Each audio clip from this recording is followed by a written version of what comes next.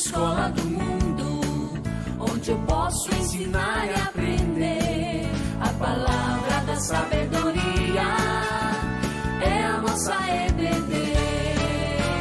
Deus é o nosso diretor, o Espírito Santo nosso professor. A Bíblia é a cartilha que ensina o caminho, a verdade e a vida. Deus é o nosso diretor. O que significa a história para o ser humano? Quando a gente pensa em história, o que vem à nossa mente? Walter Benjamin, um filósofo do começo do século XX, ele diz que a história seria o palco onde os dramas da humanidade se desenvolvem. Ele menciona o termo materialismo histórico para justamente dizer que é na história que as tensões dos seres humanos, da humanidade, se desenvolvem. Mas o que seria a história sob a ótica da Bíblia? O que a Bíblia nos diz acerca da história? O tema da lição de hoje é The End, a consumação de todas as coisas. É a lição número 12, né? Estamos chegando ao final dessa revista Território Tim. Você tem 13 novas mensagens, as cartas de Paulo, uma revista com temas muito profundos, com forte base bíblica, que nos ensina lições que nos ensinaram coisas profundas da palavra de Deus. E hoje, na lição de hoje, nós vamos estar trabalhando com um texto básico que está em 1 Coríntios, capítulo 15, versículos de 24 a 26. O texto diz o seguinte: então virá o fim, quando ele entregar o reino ao Deus e Pai, ele aqui no caso Jesus Cristo, quando houver destruído todo o principado, bem como toda a potestade e poder, porque convém que ele reine até que haja posto todos os inimigos debaixo dos pés. O último inimigo a ser destruído é a morte. Então a gente vê aqui de forma muito clara, né, o texto falando de que a história humana vai ter um fim, né? O texto começa falando, então virá o fim. Então, a nossa história ela é linear, nós temos um começo, né, e nós vamos ter um fim. E Deus é aquele que conduz todas as coisas para um fim que ele já predeterminou. Então, Paulo aqui no texto está falando sobre a consumação de todas as coisas. Há, portanto, um momento em que o fio da história vai se romper. A nossa história vai ter um fim, ela vai acabar. Então, o drama da nossa história ela caminha para um fim. E nesse contexto, é óbvio, né, nós não podemos proceder de uma forma como se o estado das coisas que nós vivemos, né, vai permanecer o mesmo para sempre. Né, como se a história não caminhasse para um fim pré-determinado por Deus, como se a história fosse um autômato que se desenvolvesse independentemente de Deus, né? E o que a Bíblia nos mostra é que Deus é aquele que conduz a história de acordo com a sua vontade. Então, para a nossa lição de hoje, nós temos alguns objetivos, né? Que é, primeiro, ter a fé fortalecida quanto ao destino final de todas as coisas. Apesar de todas as dificuldades e problemas que nós vemos no mundo, a gente tem que entender e ter a fé de que as coisas caminham para um final predeterminado por Deus. Segundo, buscar ter uma vida que expresse uma confiança profunda no Senhor. Diante dessa certeza de que a história caminha para um fim predeterminado por Deus, nós temos que confiar que nosso Deus é aquele que também conduz a nossa história pessoal de acordo com a vontade dele. E também ser consolado pela certeza da vinda de Jesus.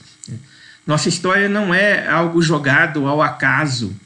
A gente vê hoje no mundo pós-moderno que muitas pessoas defendem que a vida no planeta, a nossa existência é fruto do acaso, como se não houvesse um arquiteto por trás de todas as coisas, que pensou a história de acordo com a sua vontade e conduz ela de acordo com o seu querer.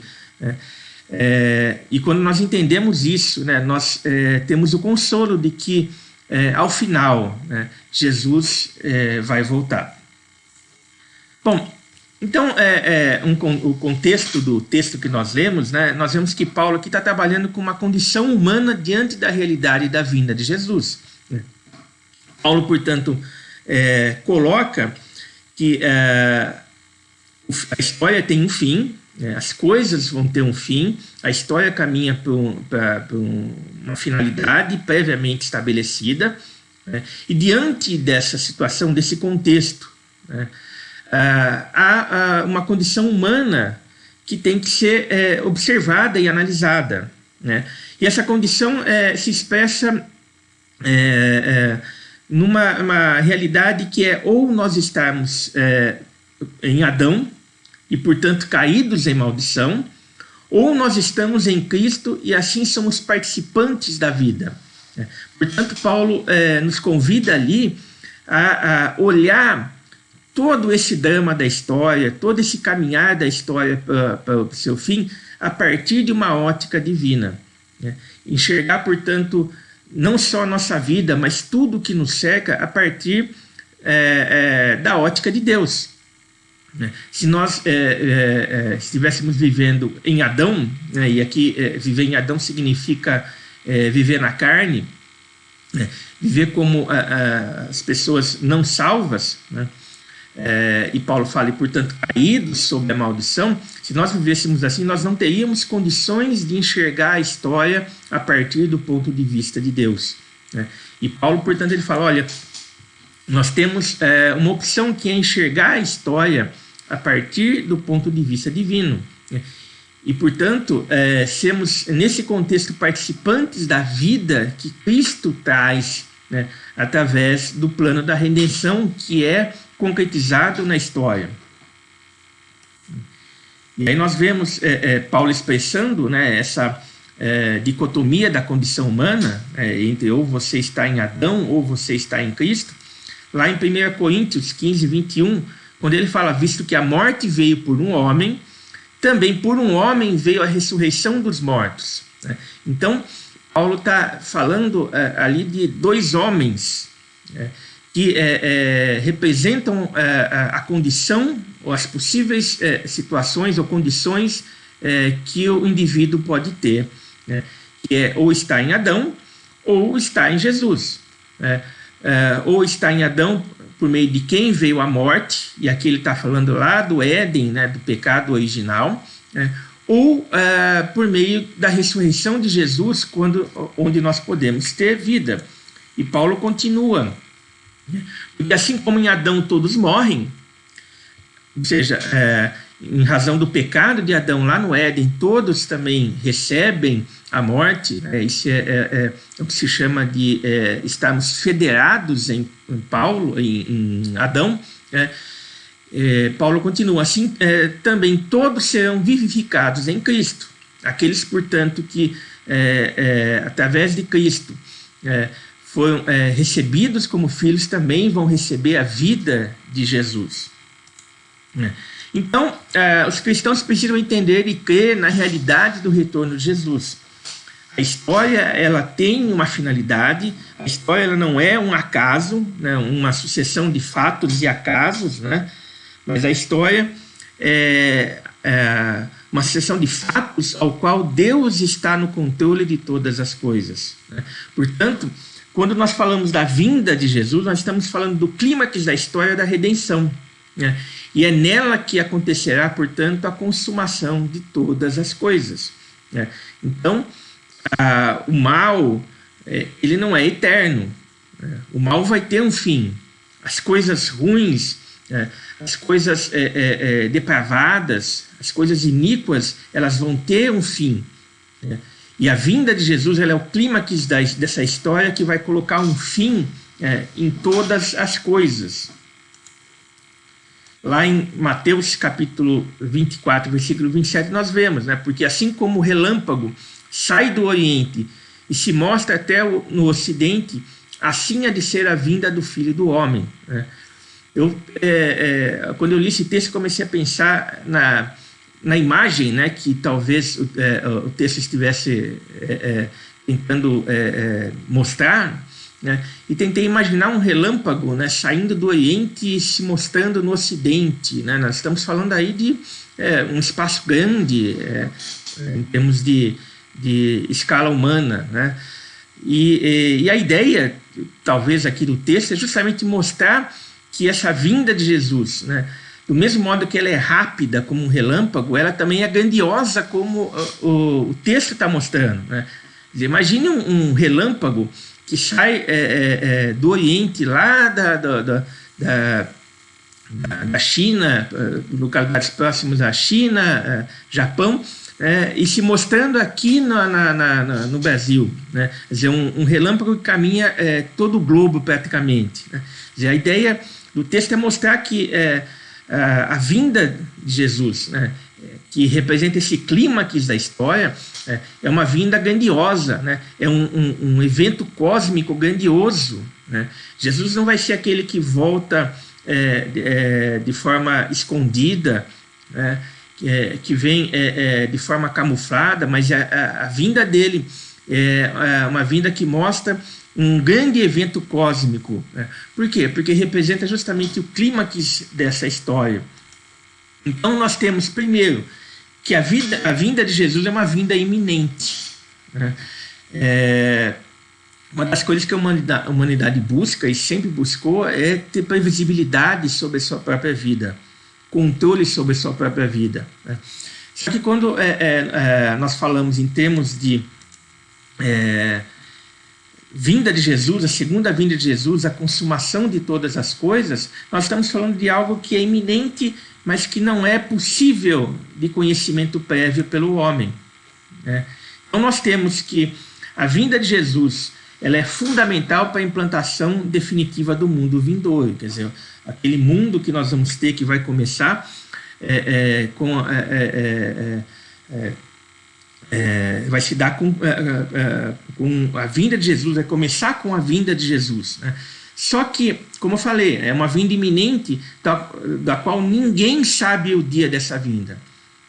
Nós podemos usar todas as ferramentas possíveis que o homem tem à sua disposição através da ciência, né, através do conhecimento humano. Nós não temos possibilidade de saber quando será essa vinda, né?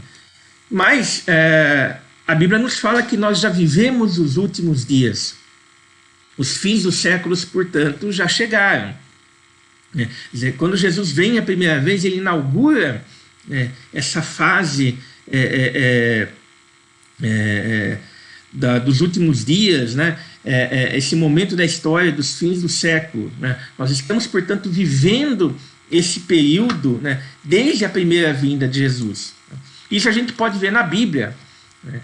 Lá em 1 Coríntios 10:11, quando Paulo fala: estas coisas lhe sobrevieram como exemplos e foram escritas para advertência nossa, de nós outros, sobre quem os fins dos séculos têm chegado. Então ali Paulo já fala, né, que essa condição, esse momento das últimas coisas já se iniciou e nós já estamos vivendo isso, né? Só que o momento exato em que vai haver a vinda de Jesus ou o dia do Senhor, nós não sabemos. Lá em Tessalonicenses, 1 Tessalonicenses 5:2, Paulo nos fala: pois vós mesmos estáis inteirados com precisão de que o dia do Senhor vem como ladrão de noite. É curioso o texto porque ele fala inteirados com precisão. Como nós vamos ter precisão sobre algo que nós não sabemos? Quando ele usa aqui a expressão vem como um ladrão da noite, ele está falando de algo casuístico, inesperado, né? Só que Paulo fala, embora a vinda seja iminente, nós temos sinais que a Bíblia nos aponta de que essa vinda ela vai se dar a qualquer momento, né? E, portanto, nós somos instados a vigiar, né? Estarmos preparados para quando Jesus voltar nós não sermos pegos de surpresa. Lá em Mateus 24:36, o próprio Jesus fala, mas a respeito daquele dia e hora, ninguém sabe, nem os anjos dos céus, nem o Filho, senão o Pai. Né? Aqui Jesus, obviamente, está falando numa condição humana. Né? Nenhum homem, e ali, quando Jesus fala que nem o Filho estava sabendo, ele estava falando que ele, na condição de homem, né?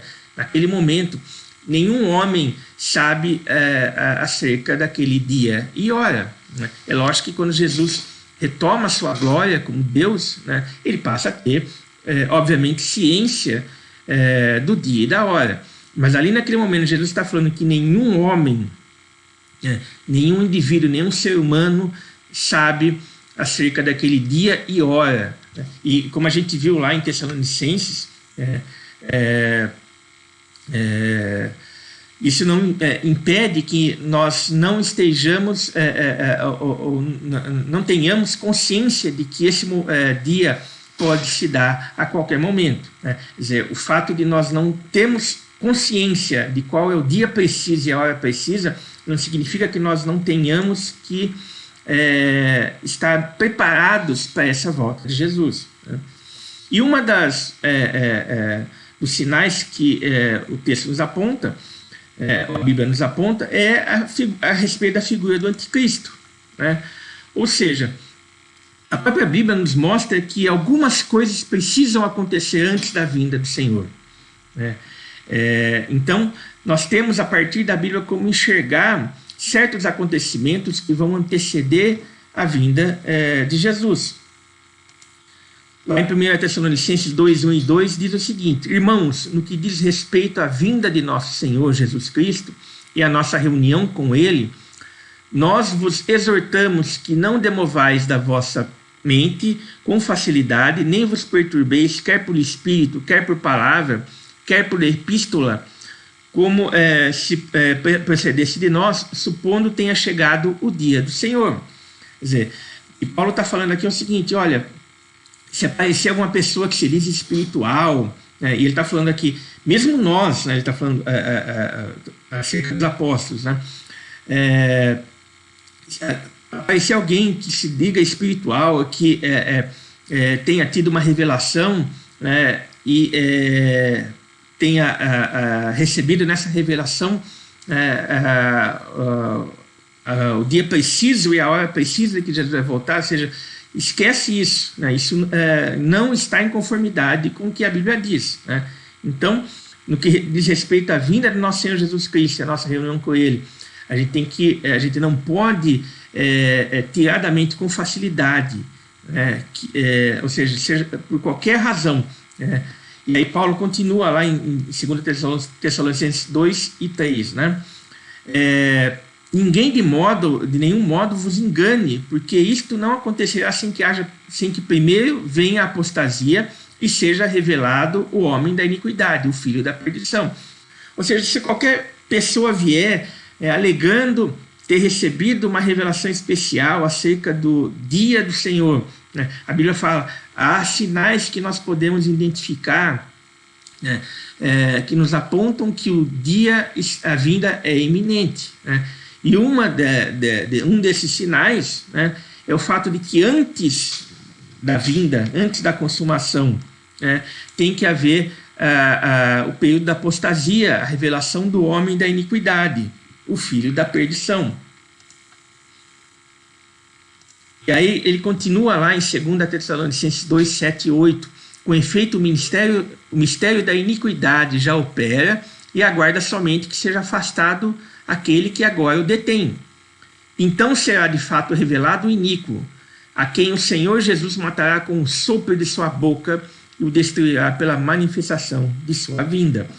Então, o anticristo ele vai se manifestar antes. Né? Não daquela forma que a gente vê nos filmes de Hollywood, né? Aquela visão romantizada de filmes de terror, né? Quer dizer, aqui o que Paulo está falando é que vai haver a manifestação do iníquo, né? E que o próprio Jesus, né, a expressão que Paulo usa, ele matará com um sopro de sua boca, né? E o destruirá pela manifestação de sua vinda. Então a vinda de Jesus ela expressa a destruição do anticristo, né, do iníquo, né? E aí a gente viu lá que Paulo diz, né, que o mistério da iniquidade já opera, ou seja, já está operando, e isso a gente pode ver, né, como o mundo, como as coisas do mundo, o pecado no mundo tem entrado e tem deteriorado cada vez mais a criação de Deus, né? Então o mistério da iniquidade já opera, e o texto fala, e aguarda somente que seja afastado aquele que o agora detém, né? Calvino, comentando esse texto, ele vai dizer que o que detém a manifestação do anticristo é a pregação do evangelho em todo o mundo, né? Então, a igreja é aquela que tem o dever de pregar o evangelho, e somente Deus é quem sabe o momento em que o evangelho foi pregado de forma satisfatória em todo o mundo, né? Lá em Mateus 24:14 diz, e será pregado este evangelho do reino por todo o mundo, para testemunho a todas as nações, então virá o fim, né? O papel da igreja, portanto, é pregar o evangelho, né? Não importa a situação, cabe à igreja pregar o evangelho, e quem vai determinar se o evangelho já foi pregado de forma suficiente no mundo é Deus, né? Isso faz parte da economia divina, da determinação de Deus na história. Mas também a gente vê que nos fins dos tempos, com a volta de Jesus, vai haver a restauração de Israel, né? Então nós vemos que há na Bíblia a promessa de que todo Israel será salvo. Se a gente abrir lá em Romanos capítulo 11, versículos 25 e 26, diz, porque não quero, irmãos, que ignoreis este mistério, para que não sejais presumidos por vós mesmos, que veio endurecimento em parte a Israel, até que haja entrado a plenitude dos gentios, e assim todo Israel será salvo. Agora, a pergunta que nos vem é, mas quem seria esse Israel, né? A gente vê, e eu não concordo com essa posição, algumas visões de que se está falando do Israel físico, né? E, portanto, nós cristãos temos o dever de apoiar e ficar em Israel, em toda Israel, no caso, a nação de Israel de hoje, em toda e qualquer situação, né? Não me parece que a Bíblia esteja falando do Israel físico, né, do Israel Estado, enquanto nação, enquanto ente político, né? E isso a gente pode entender, né, quem seria esse Israel, olhando justamente o contexto de Romanos, né? A gente leu aqui Romanos capítulo 11, vamos voltar lá para Romanos capítulo 9, versículos 6 e 7, diz o seguinte, e não pensemos que a palavra de Deus haja falhado, porque nem todos os de Israel são de fato israelitas, ou seja, nós não estamos falando do Israel físico, nação, dos cidadãos israelenses, né, que habitam lá naquele território do Oriente Médio, né? Porque Paulo está falando aqui, olha, nem todos os de Israel são de fato israelitas, nem por serem descendentes de Abraão são todos os seus filhos. Quer dizer, não estamos falando aqui de uma afiliação física, uma descendência física, porque pertencem ao Estado de Israel, ou porque tem uma descendência de Abraão. Ele continua, mas em Isaque será chamada a tua descendência, né? É interessante a gente entender isso aqui, quando ele fala nem por serem descendentes de Abraão, porque Ismael também é um descendente de Abraão, né? Só que Paulo está falando, o pertencer a Israel aqui é uma questão espiritual. Por isso que ele fala, em Isaque será chamada a tua descendência. E ele complementa no versículo 8, isto é, estes filhos de Deus não são propriamente os da carne, mas devem ser considerados como descendência os filhos da promessa. O Israel, portanto, a restauração de Israel se refere, portanto, aos filhos da promessa. É uma relação, portanto, espiritual, muito mais do que meramente carnal. Então, a restauração de Israel aqui significa justamente a salvação de todos aqueles que são considerados descendência como filhos da promessa. Não só, portanto, judeus no sentido físico, né, aqueles que foram alcançados por Jesus, mas nós também, gentios, que fomos alcançados por Jesus. A promessa aqui, portanto, ela se baseia na promessa que Deus construiria a partir de Abraão uma grande nação. Mas não é uma questão meramente física, mas uma promessa espiritual de que em Cristo Deus construiria uma nação. E nós temos, por fim, né, que ressurreição e arrebatamento são fatos que vão ocorrer quando Jesus voltar. Ou seja, aquele fim da história que nós falamos, né, ele não é um fim da história que significa a aniquilação daqueles que são salvos em Jesus. Quer dizer, a gente fala de fim da história e há um autor, chama Francis Fukuyama, que ele diz que houve o fim da história, né? Ele advoga essa tese de uma obra da década de 90, onde ele diz que após a queda do Muro de Berlim, a história acabou, ou seja, nada havia mais para ser criado na história, né? E quando a gente fala sobre a ótica humana, né, sobre a perspectiva do indivíduo de o fim da história, significa a aniquilação, acabar, né? Mas a história sobre a perspectiva de Deus, a história da redenção, é uma história que, para nós que somos salvos, ela implica em ressurreição e arrebatamento, né?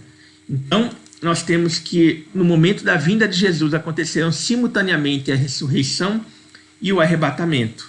E aí nós vamos lá para 1 Tessalonicenses 4,14, diz: pois se cremos que Jesus morreu e ressuscitou, assim também Deus, mediante Jesus, trará em sua companhia os que dormem. Quer dizer, aqueles que morreram em Cristo, Deus vai ressuscitar no dia da vinda de Jesus. E continua lá no texto em Tessalonicenses, agora versículos 16 a 18. Porquanto o Senhor mesmo, dada a sua palavra de ordem, ouvida a voz do arcanjo e ressoada a trombeta de Deus, descerá dos céus, e os mortos em Cristo ressuscitarão primeiro. E depois nós, os vivos, os que ficarmos, seremos arrebatados juntamente com eles entre as nuvens, para o encontro do Senhor nos ares, e assim estaremos para sempre com o Senhor. Consolai-vos, pois, uns aos outros com estas palavras. Nós vemos então aqui uma descrição de um evento cósmico, né, sem precedentes, né? Imagine, tente imaginar a cena, Jesus voltando e todos aqueles que morreram em Cristo, o texto fala os mortos em Cristo, ressuscitando, os mortos, toda a história da redenção ressuscitando. E nós, aqueles que ficarmos subindo, sendo arrebatados e nos encontrando com Jesus nas nuvens. É uma cena maravilhosa, fantástica, né? Como eu falei, um evento cósmico sem precedentes, né? Essa é a promessa que nós temos. Por isso que Paulo fala: consolai-vos, pois, uns aos outros com essas palavras. O fato de termos a certeza de que Jesus vai voltar e nós vamos viver com Ele, como Paulo fala, assim estaremos para sempre com o Senhor. A história, portanto, da humanidade, ela tem um fim, mas a história da redenção, ela continua para nós por toda a eternidade. E aí nós temos que na vinda de Jesus, o mundo, portanto, alcançará o estado para o qual Deus o criou. Então, como eu falei no começo, Deus, ele conduz a história de acordo com a sua vontade, de acordo com o seu propósito. E nós vemos que ao final depois de Jesus vir, depois da ressurreição dos mortos, de nós sermos arrebatados, de ele destruir todos os seus inimigos, sujeitar todas as coisas. Paulo fala lá em 1 Coríntios 15, 26, quando porém todas as coisas lhe estiverem sujeitas, então o próprio Filho também se sujeitará àquele que todas as coisas lhe sujeitou, para que Deus seja tudo em todos. Então aqui nós vemos Paulo falando que a história ela tem uma grande consumação.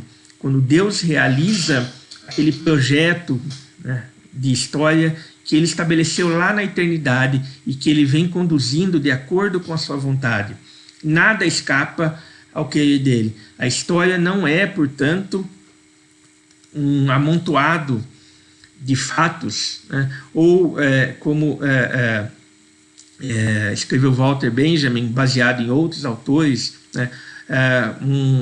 uma sequência de tensões e lutas entre os indivíduos, essa relação dialética de tese, antítese e síntese. A história não é isso. A história é sob a perspectiva de Deus, é a história da redenção, no qual ele conduz a história de acordo com a sua vontade, para que no fim, lá no fim, após Jesus ter derrotado todos os seus inimigos, e Paulo fala que o último inimigo a ser destruído é a morte.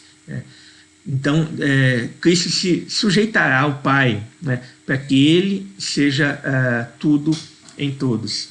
Que Deus, portanto, nos ajude a entender essa verdade e realidade maravilhosa, e que nós sejamos consolados pelo Espírito, de que, apesar de todas as lutas e dificuldades, a história se conduz de acordo com a vontade de Deus.